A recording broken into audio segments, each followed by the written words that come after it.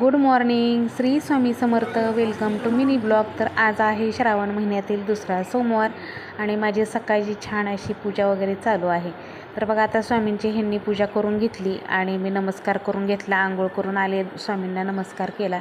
त्यानंतर सुंदर अशी दारामध्ये छोटीशी रांगोळी काढली, महादेवाची पिंड आणि श्रावण स्पेशल आपलं रोजची महादेवाची पिंड. तर बघू शकता छान सुंदर अशी रांगोळी काढून घेतल्यानंतर हळदी कुंकू रांगोळीवरती टाकून घेतलं, धूप वगैरे ओवाळली. आणि कसं बघा, उंबरा पूजन करत असताना मी धूप अगरबत्ती नेहमी उंबऱ्याच्या तिथे लावत असते. घरामध्ये खूप प्रसन्न वाटतं बघा. सकाळी सकाळी उंबऱ्यावरती रांगोळी काढली, उंबरा पूजन केलं, त्यानंतर अशा अगरबत्ती धूप लावलं. आता काय होतं बघा, आमच्या इथे दिवा तर राहत नाही, पण रोजचं माझं नित्यनेमाने धूप अगरबत्ती मात्र दारामध्ये असते सकाळ संध्याकाळ. आणि दिवा लावायला कसं आहे माहिती आहे का, दिवा राहत नाही, म्हणजे वारं खूप येतं आहे. हल्ली तर इतकं वारं सुटलेलं आहे ना, त्यामुळे. तर इकडे बागेमध्ये आलेले आहे सुंदर आणि छान छान फुलं तोडायला. तर मस्त अशी भरपूर अशी फुलं आलेली आहेत बागेत. तर भरपूर अशी गोकर्णाची पांढरी फुलं, ही सगळी फुलं जी आहेत ती तोडून घेते. आणि गोकर्णाचं फुलं भरपूर आज चांगले 10-15 गोकर्णाची फुलं निघली आणि चांगली मस्त अशी पांढरी फुलंसुद्धा 10-20 निघली. तर बघा, इतर वेळेस एरवी 2-4च निघतात, पण श्रावण महिन्यातला सोमवार चालू आहेत ना, तर फुलांनीसुद्धा बघा बरोबर सोमवारी भरपूर अशी फुलं बहरतात. इकडे माझी छान अशी मस्त पूजा वगैरे झाली.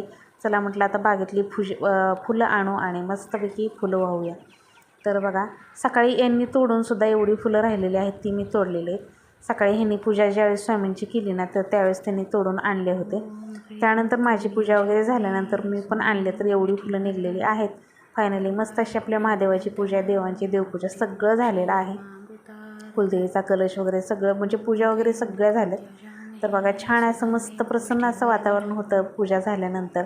आता रांगोळी काढायची आहे देवघराच्या तिथं. तर बघू शकता इकडे महादेवाची गळती, मस्त असं पाणी टप टप पडताना एवढं छान वाटतं. एका ताईने विचारलं होतं की ताई, महादेवाची गळती लावलेली आहे, संध्याकाळी पण तुम्ही हे करता का? पण दिवसभरामध्ये त्या वरच्या भांड्यात पाणी ओतत राहते बघा, जेवढं संपल तेवढं संपल. आणि दूध पाणीसुद्धा मिक्स टाकू शकतात, पण कसं माशा चिलटं होऊ नये म्हणून मी फक्त पाण्याचा जलाभिषेक करते. इकडे छान अशी मस्त शिवामूठ व्हायची राहिली होती. शिवामूठ आहे आजची तिळाची. तर तिळाची शिवामूठ वाहून घेतली आणि सुंदर आणि प्रसन्न असं वातावरण झालेलं आहे. इकडे त्रिशूल डमरू काढून घेतलेला आहे आणि सुंदर देवपूजा झालेली आहे माझी. चला, तर आजचा मिनी ब्लॉग कसा वाटला नक्की कमेंटमध्ये सांगा. आवडला तर लाईक करा, शेअर करा. चॅनलवर जर नवीन असाल तर चॅनलला सबस्क्राईब करायला विसरू नका. चला तर भेटूया आपण उद्याच्या छानशा मिनी ब्लॉगसोबत. तोपर्यंत सर्वांना श्री स्वामी समर्थ.